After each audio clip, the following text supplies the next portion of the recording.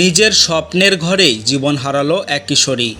মাত্র ১৭ বছর বয়স যেখানে জীবন শুরু হওয়ার কথা ছিল, সেখানেই থেমে গেল জনপ্রিয় টিকটকার সানা ইউসুফের পথ চলা। গত ২ জুন পাকিস্তানের রাজধানী ইসলামাবাদের G13 সেক্টরের বাড়িতে অজ্ঞাত বন্দুকধারীর গুলিতে নির্মমভাবে প্রাণ হারান তিনি। পুলিশ জানায়, এক অচেনা আততায়ী তার বাড়িতে ঢুকে খুব কাছ থেকে একের পর এক গুলি ছোড়ে। চারপাশে রক্ত ছড়িয়ে পড়ে। হতভম্ব হয়ে যায় প্রতিবেশীরা। হাসপাতালে নেওয়ার পথে নিভে যায় সানার নিঃশ্বাস।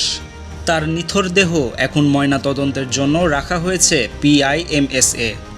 সানা কেবল একটি নাম নয়, ছিলেন এক প্রজন্মের অনুপ্রেরণা। ফ্যাশন, সমাজ সচেতনতা, জীবনের রং ছড়িয়ে দেওয়া ছিল তার কন্টেন্টের পরিচয়। তার হঠাৎ মৃত্যুতে সোশ্যাল মিডিয়া, ভক্তমহল, এমনকি অপরিচিত অনেকের চোখেও নেমে এসেছে অশ্রুর বৃষ্টি।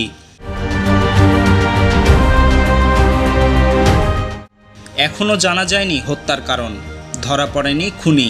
কিন্তু একটি প্রশ্ন জেগে আছে সবার মনে: কে কাড়ল এই কিশোরীর স্বপ্ন এবং কেন? মানবাধিকার সংগঠনগুলো এই নৃশংস হত্যার তীব্র নিন্দা জানিয়ে অনলাইন নির্মাতাদের নিরাপত্তা নিশ্চিত করার আহ্বান জানিয়েছে।